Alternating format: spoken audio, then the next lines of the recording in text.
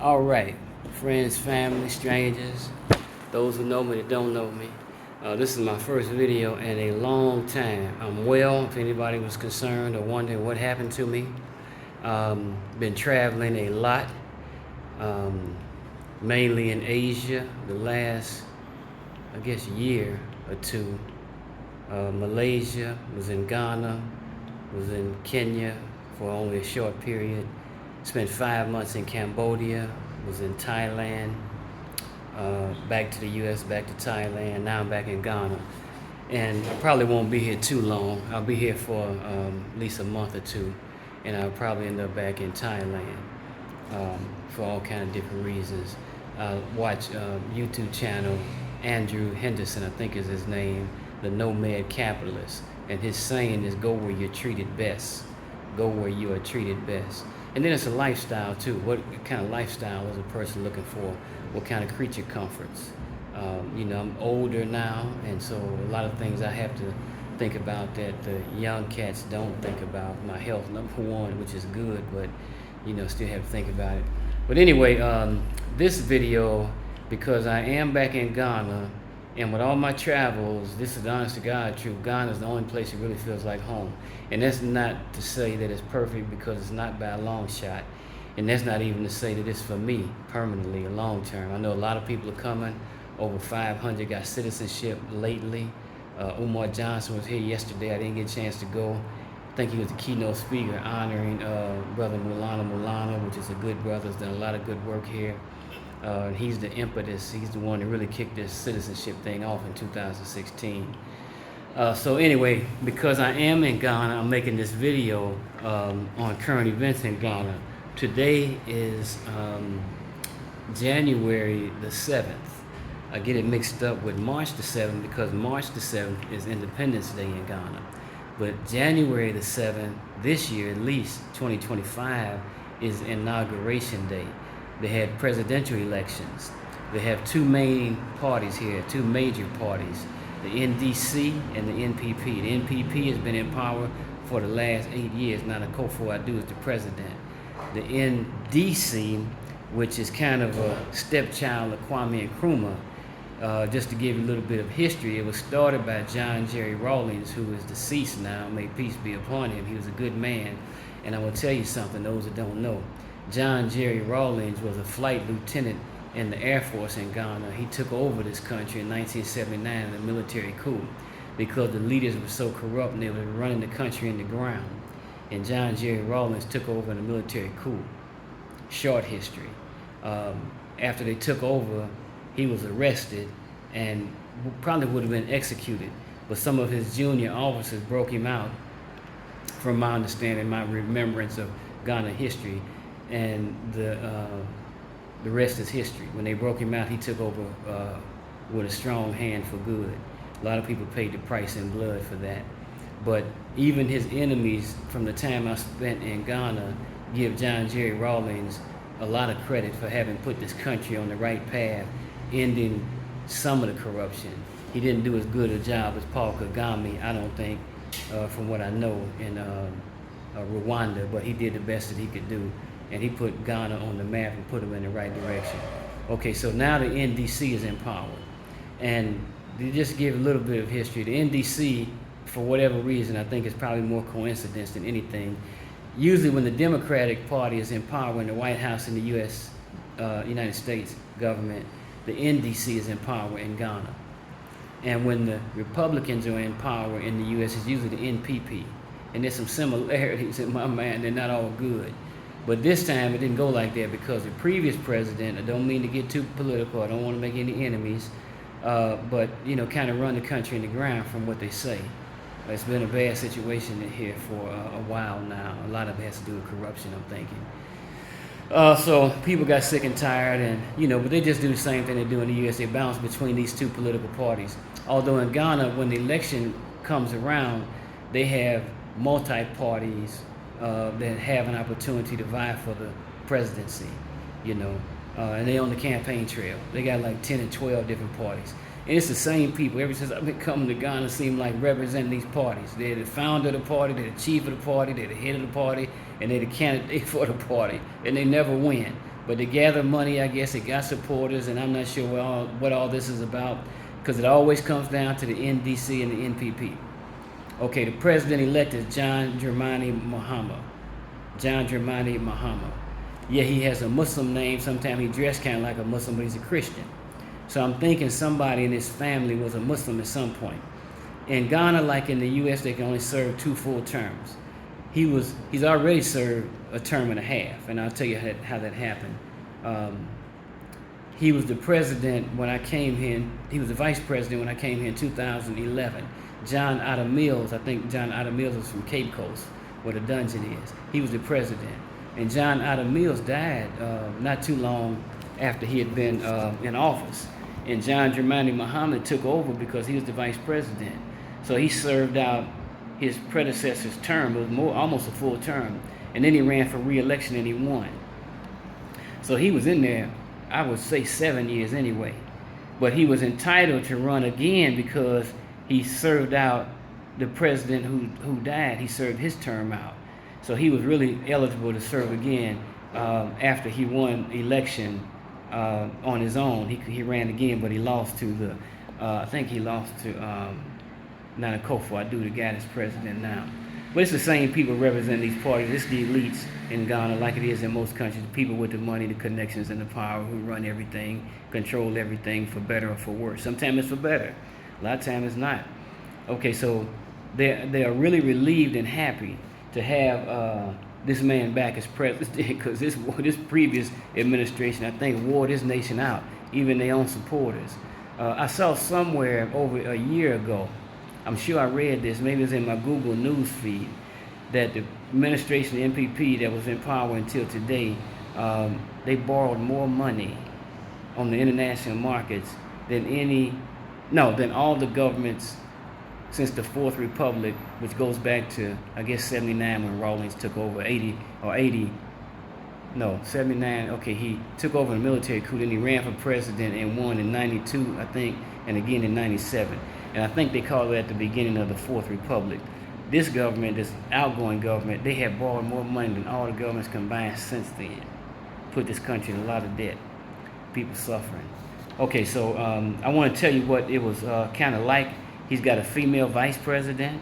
First time in Ghana history that they've had a female at the executive level this high up. Her name is Jane. Jane Opoku Ajiman. I think that's her name, Professor Jane Opoku Ajiman. She had been a minister in the government. She's held a lot of prestigious positions in universities and in government and in the private sector too. But she's the first female vice president in the history of Ghana. See, America has a lot of influence, and everybody watches because she's powerful and she's feared.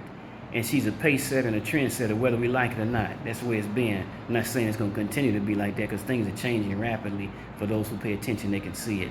But the fact that Hillary ran, the fact that our sister from San Francisco, Kamala Harris, was the vice president in the U.S., I think it has an effect on the thinking of leaders around the world, including in Ghana. Because not only is the vice president a female, but I think the major party candidates, NPP, I think Balmea, who was running as the flag bearer, I think his vice presidential candidate was female. And there's a guy here they call Cheddar, Cheddar, Cheddar. He's got a building on the corner on Oxford Street. Those who know Accra, you know what I'm talking about. On Oxford Street as you come into Osu. Got some millions the way it looks. Young guy, comparatively speaking, in terms of the political scene. He jumped up on the scene at the last minute and created a lot of excitement. And he had a lot of supporters and backers the way it sounds. And from my understanding, and he ran for president. In fact, he was hosting an international conference here with Dr. Eric Kana. Who else was coming? From South Africa, Julius Malema was coming. Professor PLO Lumumba from Kenya was coming. A lot of people, progressives, were coming to Ghana, and at the last minute, Akufo-Addo administration shut it down. They didn't allow the conference to take place. And they said because this guy Cheddar, I don't know his real name, he's getting ready to get into, he's running for president. He hadn't announced it, nobody knew it at the time. And he didn't, and I guess the administration outgoing saw that as a threat. so they shut the conference down. I think they may have had it in a neighboring country. But anyway, so Cheddar came in third place. He appealed to the youth, signs and posters and stuff all over the place. And the other candidates, I don't know how they fared. But Cheddar had a female for his vice presidential running mate also. So I'm just saying it's become a thing. And probably following in the U.S. government's footsteps, Kamala Harris, Hillary Clinton, stuff like that. Although there have been female presidents in Ghana. Ellen Johnson Sirleaf was here for the inauguration. I'll tell you about some of the other prominent people that were here. She's the former president of Liberia, female, served 2 full terms. And her vice president, when she was in office, is the current president, a friend of mine's uncle. And then there was a president in Tanzania, I think, a female president. She was the vice, and I think the man died, and she became president. And another Eastern African or Southeastern African country is a female president. Okay, so Muhammad, he can only serve 1 term. He's like Trump, not like Trump, but in the sense that he's a former president and lost, and now he's back again and he won. Big comeback like Trump. And like Trump, he's only constitutionally able to serve 1 full term. People were interviewed, the expectations, all of them had the same expectations. General stuff, nothing focused, people on the street. The event was at Black Star Square, or Independence Square. I was in a taxi cab yesterday, and the taxi driver said, you should go to the inauguration, and I've forgotten about it. He said, tomorrow. No, this was on Monday. I think this is Wednesday. This was on Monday. He said, you should go. He said, you got to go early, about 6 o'clock, because it's filled up. You won't be able to get in. I said, man, that's too early for me. But I've been to Black Star Square, Independence Square. Only time I've been for a big event was in, I think it was in 2012 or 2013. I went with a friend of mine, and it was the last day of Ramadan. I forget what it's called, Eid or something anyway. Hundreds and even thousands of Muslims, including the president, came. His motorcade, I saw him when he came into the event. And it was mainly a prayer service. And people were selling all kind of stuff. And there was thousands of black folks there, all of them African for the most part, and all of them Muslim. And it was really an entertaining and a special day. So that's the only time I've been there when nothing is going on. But so the event was at Black Star Square. Kwame Nkrumah, the first president of Ghana, Prime Minister Nkrumah, who went to Lincoln University in Pennsylvania in the U.S. and was heavily influenced by the black civil rights movement in the U.S. in the 1940s. And Kwame Nkrumah said, I read it in one of his books, he said of all the books that he read when he was outside of the Ghana in America, he said of all the books that he read, the one that had the most influence was the philosophies and opinions of Marcus Mosiah Garvey, which I've read that too in a long time. So he named it Black Star Square. But the people, I just heard him today say that the people in Ghana refer to it mainly as Independence Square. They don't use the black star. And it's a beautiful black star in granite or stone. It's an arch, like the Arch de Triomphe in Paris. It looks similar to that.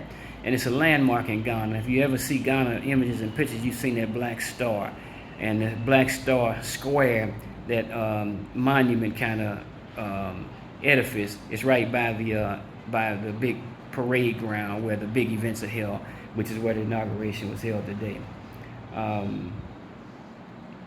So the NDC, they reflect, it was started by John J. Rawlings, who took over in the coup in '79, stepped down from the military, ran for president and won 2 terms. It was started by him, and it's kind of a reflection of Kwame Nkrumah's party. His party was the Convention People's Party, and they're the ones that wrestled independence from the UK in 1957. They always say that Ghana was the first nation, or the first nation south of the Sahara to gain independence from the colonials in 1957, March 6th. But in reality, I just learned the last year or two that Sudan in East Africa got independence either that same year or the year before, I think in 1956. We very seldom hear that. But Sudan was colonized like all the rest of Africa, and they got it even before Ghana, from my understanding. Life like today in West African countries, travel out good for Ghana. I don't know what I had some notes here. The new force leader, that's the guy that Cheddar. He's got a I guess his organization, we called itself the New Force. He came in third. They said 2 million didn't vote. 2 million people didn't vote in 2020 and in 2024. But I don't really know how to put that in perspective because I don't know what the total voter um, um, eligibility is. You know, in the U.S. we kind of know our own local situation, but I don't know in Ghana. Ghana's about 30 million people, I'm thinking. When I first started coming, it's about 25 million. So it's probably 30, 32 million people. I don't know how many of them are eligible to vote, but they made it sound like it was a big deal that 2 million didn't vote, which could have, had all kind of ramifications. Many parties, but the two rule, Black Star Square, Independent. Here's the states. Okay, man. Ooh, oh man. See, this is African tradition. It's really that. It's not just politics. There were so many dignitaries here. I guess it's the same in the U.S. I have never paid attention to U.S. elections. I should say never, but I very rarely pay attention to presidential elections. I mean, the inauguration, not the election, but the inauguration once they get elected. I just paid attention when Obama won in 08 and in 2016 because, the historical significance, him being a black man. And I watched him walk down Pennsylvania Avenue. They don't do that in Ghana. They come in black SUVs. That's how the MPs and the president and dignitaries roll here. They don't do no walking. Too hot for one, but they pamper too. So they drive in. But, people were from all over Africa. They had 19 heads of state, presidents and prime ministers. And they had a lot of other lesser dignitaries. And they were from all over Africa. Like I said, from Kenya. I don't know about Kenya. From Ethiopia, they were one of the last ones to come through because it wasn't the president and the prime minister, it was a lesser dignitary. But Obasanjo from Nigeria, Goodluck Jonathan from Nigeria, former presidents. The current president from Nigeria, he's the first one to speak. Ellen Johnson Sirleaf, like I said, from Liberia. Ibrahim Traore, the leader that took over in Burkina Faso. I was surprised he was here. So was the president that took over in Niger. So was the president that took over in Mali. And when those three men took over in military coups, ECOWAS is called the Economic Community of West African States. It's an economic bloc. They have similar blocks in East Africa and in Southeast Africa. But in West Africa, it's ECOWAS. And ECOWAS, when these men took over their countries in military coups, ECOWAS threatened to invade their brothers, start a war with them. They didn't, thank God. They thought better of it. They were just blustering and talking shit anyway, probably, but they threatened to do that. Then they kicked them out of ECOWAS, I think. So to see them at the inauguration was very uplifting and inspiring to me. Because a lot of people in the black community, the progressive community, the thinking community, they like what Traore is doing or attempting to do in Burkina Faso. And I could say by extension in Mali and Niger. They kicked the French out. They were the first ones. And they created their own block of 3 nations. They have a name for it. I forgot what it's called. And they are trying to restore independence of nation, of finances, of money, of doing business. France was getting uranium for a drop in the bucket since the 1950s from Niger. Niger is still one of the poorest, backward places you ever see in your mind, imagination on the face of the earth. And they've been getting the uranium at rock bottom prices. Of course, the leaders are filthy rich, but the people are filthy poor. So they're trying to turn these situations around. And they did mention somewhere that, when governments are taking over, doesn't always end up being the worst situation. That's what happened in Ghana. John J. Rawlings took the heck over here in a military coup and put this country back in a whole different position and direction. And so for me to see Ibrahim Traore, man, I was so impressed and happy. And then the president of Mali, then the president of Niger, all of them crossed the stage. They came from everywhere, all over the country. They said this is the most dignitaries to ever come. I don't know why that was, because Ghana's in a tough shape economically speaking right now, and maybe politically too. But I did hear them say this is one of the biggest turnouts of dignitaries they've ever had in a Ghanaian election. And here's the interesting thing. Very few Europeans, no European heads of state, not one. Not one prime minister, Not one high-level official from Europe. Well, they did have somebody from the EU, European Union, but it wasn't the top dog. The closest to white folks you saw was Morocco and Mauritania. In Mauritania, they all walk across the stage after the president accepts and he gives his speech. And the vice president and the president are sworn in. Then all the dignitaries come and shake hands. See, this is an African thing for those that don't know. This shaking hands and greeting is really an African tradition. It's not just on this kind of scale, but it includes this kind of scale. So all of them paid homage to the duly elected new president, John Dramani Mahama. So they all came, and it took seemed like it took an hour. It looked like it was 200 of them from all countries, from all over the continent. And a few Europeans, but very few. I'm thinking they're pissed because normally they're here. When they weren't the first ones across the stage, I didn't think they was even here. Like in the black church in America, when the white folks come, if they got any kind of title or position, they give them the seat on the front row. They're so happy to have them, and they give them the seat of honor. And Africans kind of do the same. Oh, here's another thing that's interesting that I don't like. These Negro African leaders, not leaders, but the judiciary in Africa, in Ghana, other African countries too, I've seen the same thing. They still wearing these wigs, like the wig party or something, white folks wigs, blonde all the way down to here. The judiciary, the Supreme Court, the highest courts in the land, they walk out with these white folks wigs on their head. Look bizarre, it looks clownish, it looks foolish. I don't know where the tradition started. It started under colonialism. It started under, almost slavery probably. And they still doing the same. I saw somewhere in the media recently that some countries said they're going to stop doing it, but they sure doing it in Ghana. Wearing these white folks wigs look like a bat out of hell. Look crazy and confused, but they still doing it. Okay, so, but they were from everywhere. And like I said, when the white folks wasn't first in line, I said, man, I don't even think they came. And I think probably because they've been kicked out of so many countries. The president of Senegal was here. He's kicking them out. President of Cote d'Ivoire. I'm not sure the president was here from Cote d'Ivoire or one of the high officials, but somebody from Cote d'Ivoire. They're kicking them out, the French. They kicked the Americans out of Ghana. It's shocking, because they had a military base here in Ghana at the airport. They say it was CIA. Probably still here, but they say they're kicking them out, putting them out the country. They put them out all over West Africa, the French primarily, because the French have been the primary rulers here. I didn't know that until I came in 2003 the first time, and I realized everybody over here speaks French, other than 3 or 4 countries. Just about everybody else in West Africa is French speaking, meaning they was under French domination, rule, and control for a long time. Still are. They still control the money and the finances largely.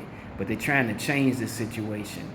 And I'm thinking they're probably pissed why they sent very few delegates from any European country. Somebody came from Germany, somebody came from the European Union. I didn't hear France or the US name mentioned at all.